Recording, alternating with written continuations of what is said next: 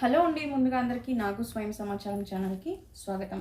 ఈరోజు మన వీడియోలో అంటే భగవద్గీత పారాయణంలో దివ్య జ్ఞానమైనటువంటి 4వ అధ్యాయంలో మనం 33, 34 శ్లోకాలు అయితే ఇంతకుముందు వీడియోలో చెప్పుకున్నాం. ఈరోజు అయితే ఇక్కడ 35వ శ్లోకం గురించి ఇక్కడ చెప్పుకోబోతున్నామండి. ఎంచక్క శ్రీకృష్ణుని యొక్క లీలలు అంటే ఇక్కడ చిన్న బాల్యపు జ్ఞాపకాలు కాకుండా తను భగవద్గీతను అర్జునునికి ఎలా బోధించాడు అనేది శ్లోక సమేత వివరణతో మనకి భగవద్గీత రూపంలో ఇవ్వడం జరిగింది. చాలా పవిత్రమైన గ్రంథం. ఈ గ్రంథాన్ని ప్రతిరోజు చదవడానికి ప్రయత్నించండి. చిన్నపిల్లలకైతే ఇప్పటి నుంచే అవగాహన చేయాలి. ఎందుకంటే మంచి మంచి గ్రంథాలు అనేటివి మనకి పూర్వీకులు ఇచ్చిన మంచి ఆస్తుల కంటే ఎక్కువ అని చెప్పచ్చు. ఎందుకంటే జ్ఞానం ఇక్కడ బోధింపబడుతుంది. జ్ఞానంతోనే మనం అన్నింటినీ మనం సొంతం చేసుకోగలం. కాబట్టి ఇవి ఆస్తుల కన్నా ఎక్కువ విలువైన పురాణ గ్రంథాలు అని చెప్తాను. కాబట్టి ఇక శ్లోకం విషయానికి వస్తే 35వ శ్లోకం. యజ్ఞాత్వాన పునర్మోహమేవం యాస్యసి పౌర్ణవాహ ఏనా భూతాన్యేషాని ద్రక్ష్యస్యాత్మదోన్యథో మయి. యత్ దేనినైతే జ్ఞాత్వా తెలుసుకుని పునః తిరిగి మోహానికి ఏవం ఈ రకంగా నా యస్యసి గురికావు పాండవ ఓ పాండుకుమార ఏనా దానిచే భూతాని జీవులను ఆశేషాని అందరికీ ద్రక్ష్యసి నీవు చూపుతావు ఆత్మని పరమాత్మలోని అతః ఇంకొక రకంగా చెప్పాలంటే మయి నాలో ఆత్మదర్శి అయిన మహాత్ముని నుండి నిజమైన జ్ఞానమును పొందినప్పుడు నీవు తిరిగి ఇటువంటి మోహంలో పడవు. ఎందుకంటే ఆ జ్ఞానం ద్వారా నీవు జీవులందరినీ పరమాత్ముని అంశలుగా అంటే నా వారిగా చూడగలుగుతావు. భాష్యము: జీవులందరినీ శ్రీకృష్ణ భగవానుని అంశలుగా తెలుసుకోవడమే. అంటే ఆత్మదర్శి నుండి అంటే అన్నింటినీ యథార్థంగా ఎరిగిన వాణి నుండి జ్ఞానాన్ని పొందడము వలన కలిగే ఫలితము. అంటే ఇక తనను మీరిన వాళ్ళు అంటే తనను మించిన వాళ్ళు ఇంకొకరు లేరు. అలాంటి వాళ్ళ దగ్గర మనం ఏదైనా ఒక విషయాన్ని గ్రహిస్తున్నాము అంటే ఇంకా అంతకన్నా గొప్పతనం ఇంకేముంటుందండి. తను జగమెరిగిన జగత్పతి, తన ద్వారా బోధింపబడమే ఇక్కడ గొప్ప విషయం అని ఇక్కడ చెప్పడం జరిగింది. అంటే శ్రీకృష్ణునికి వేరుగా అస్తిత్వ భావమే మాయ. మా అంటే కాదు, యా అంటే ఇది అనబడుతుంది. శ్రీకృష్ణునితో తమకు ఎటువంటి సంబంధము లేదని, కృష్ణుడు కేవలము చారిత్రాత్మిక పురుషుడని, పరతత్వము నిరాకార బ్రహ్మమని కొందరు తలుస్తారు. నిజానికి భగవద్గీతలో చెప్పబడినట్లు ఈ నిరాకార బ్రహ్మము శ్రీకృష్ణుని శరీర కాంతి. దేవాది దేవునిగా శ్రీకృష్ణుడే సమస్తానికి కారణుడు. శ్రీకృష్ణుడే కారణమైన దేవదేవుడని బ్రహ్మ సంహితంలో స్పష్టంగా చెప్పబడింది. లక్షలాది అవతారాలైన కేవలము అతని వివిధ విస్తారాలే. అదే విధముగా జీవులు కూడా శ్రీకృష్ణుని విస్తారాలే.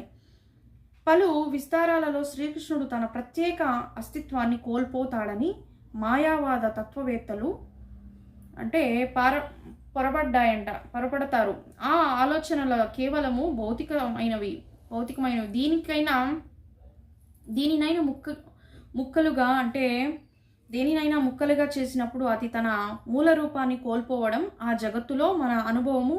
కానీ పూర్ణమంటే ఒకటితో కూడితే ఒకటే అని, ఒకటి నుండి ఒకటిని తీసివేస్తే కూడా ఒకటేనని మాయావాద తత్వవేత్తలు అర్థం చేసుకోలేరు. పూర్ణ జగత్తులో స్థితి ఈ విధంగా ఉంటుంది.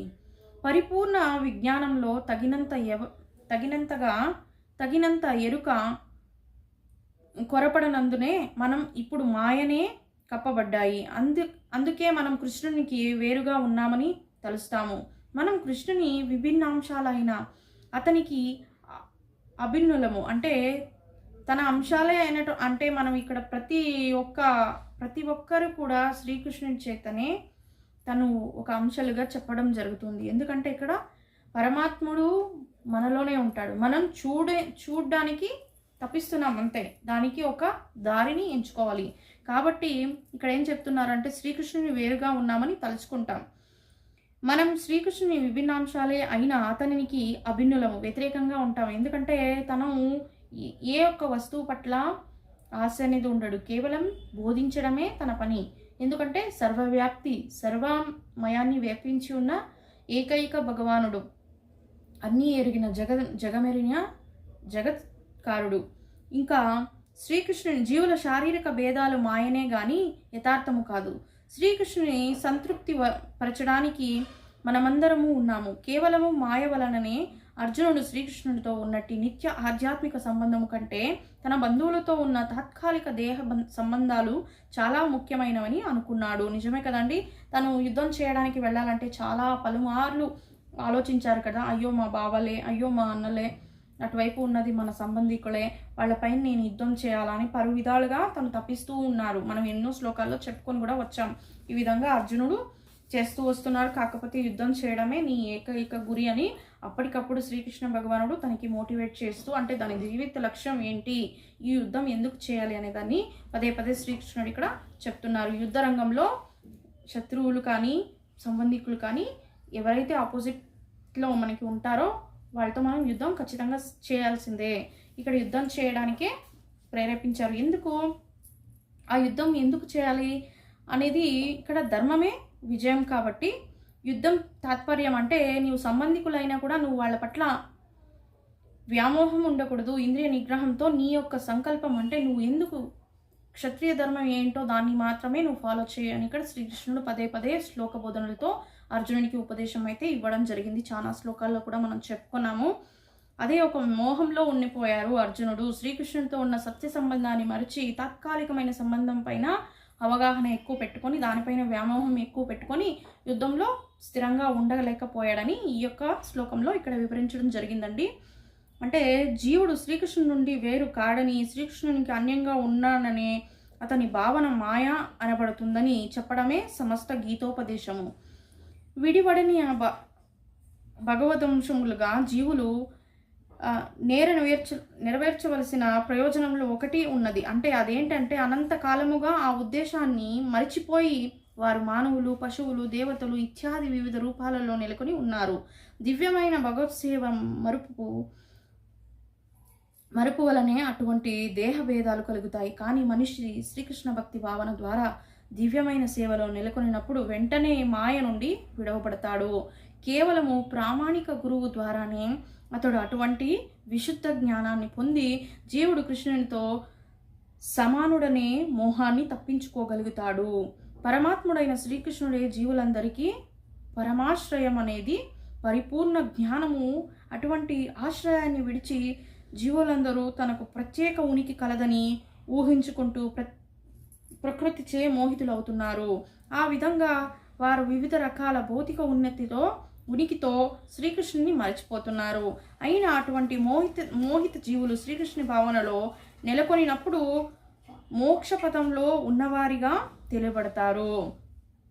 అంటే మర్చిపోయినారు, ఇక్కడ భగవంతుడిని మర్చిపోయినారు. ఎవరికి వాళ్ళే దేవుడు అయిపోతున్నారు, ఎవరికి వాళ్ళే గొప్పవాళ్ళు అయిపోతున్నారు. ఇప్పటి కాలంలో, ఇప్పటి జనరేషన్లో ఇక్కడ పేర్కోబడిన విషయం ఇంచక్క మన జనరేషన్కి సూటబుల్ అవుతుంది. ఎందుకంటే వాళ్ళకి వాళ్ళే గొప్ప, దేవుని కంటే మనమే గొప్ప అనే ఒక భ్రమలో కూడా కొందరు అయితే ఉంటారు. వాళ్ళ యొక్క మాయా ప్రపంచాన్నే వాళ్ళు ప్రేమించి అంటే మోహితులై ఉంటారు. దేవుణ్ణి అనేది మర్చిపోతుంటారు. కొందరినైతే మనం చూస్తూనే ఉంటాం కదా, ఆహా నేను పుట్టాను మా అమ్మ నాన్నకి, నా జన్మ నేను తరిస్తున్నాను, దేవుడు అనేవారు ఎక్కడున్నారు అని ఇలా కించపరిచే వాళ్ళని కూడా మనం ఎందరినో చూసే ఉంటాం. కాకపోతే వాళ్ళకని అవగాహన భావన వచ్చే టైంకి భగవంతుడు ఉన్నాడని వాళ్ళ కళ్ళు వాళ్ళు తెచ్చుకోవడం జరుగుతుంది. ఇక్కడ శ్రీకృష్ణుని మాయాన్ని మరిచిపోవడానికి వాళ్ళని వాళ్ళు ప్రేమించడమే ఎక్కువగా చేసుకున్నప్పుడే ఇలాంటి మాయలో కప్పబడి ఉంటారని ఇక్కడ ఈ శ్లోకంలో చెప్పడం జరిగింది. అంటే అయినా అటువంటి మోహిత జీవులు కృష్ణ భక్తి భావనలో నెలకొన్నప్పుడు మోక్షపథంలో ఉన్నవారిగా తెలియబడతారు. ఇదే శ్రీమద్ భగవతంలో 2:10-6 శ్లోకంలో ముక్తిర్వతహన్నత రూపంలో స్వరూపిణి వ్యవస్థితి అని ధృవపరబడింది. శ్రీకృష్ణుని నిత్యధానునిగా అంటే శ్రీకృష్ణ భక్తి భావన జీవుడు తన సహజ స్థితిలో నెలకొనడమే ముక్తికి అర్థం. అంటే జగమెరిగ అంటే సత్యాన్ని ఎరగాలి. ఇక్కడ జగమెరిగిన సత్యం దేవునికి తెలుసు. దేవుని ఎరగాలంటే మనం ఎలా ఉండాలి? ఇంద్రియ నిగ్రహంతో ఉండాలి, వ్యామోహాలతో కాకుండా నిజాయితీగా నిజమేంటి అని అంటే ఇక్కడ సహజ స్థితిలో ఉండాలన్నమాట. ఎంత రిక్వైర్మెంట్ ఉందో అంతలోనే జీవించాలన్నమాట జీవుడు. తనకి తగన దాన్ని పోగు చేసి పెట్టుకోవడం లేదా తన మెరుగుని వాళ్ళు చేసుకోవడం, నేనే గొప్ప, నేనే ఇంతలా ఉన్నాను, నేనే అంత అనే భ్రమలో కాకుండా సహజ స్థితిలో ఉంటే దేవుని యొక్క సత్యాన్ని తెలుసుకోగలుగుతారు. అదే ముక్తికి మార్గంగా ఏర్పడుతుంది అని ఈ యొక్క శ్లోకంలో చెప్పబడింది. ఇదేనండి వాటి వీడియో. నలుగురికైతే మన వీడియోని షేర్ చేయండి. చాలా రోజులైంది వీడియోస్ అయితే గ్యాప్ వచ్చేసింది. ఇక అలా కాకుండా ప్రతిరోజు ఒక శ్లోకంతోనైనా మన వీడియో కంటిన్యూ అవుతుంది. నలుగురికి షేర్ చేయడం మర్చిపోకండి. ప్రతిరోజు భగవద్గీతని పారాయణ చేయడం కూడా మర్చిపోకండి. Thank you for watching.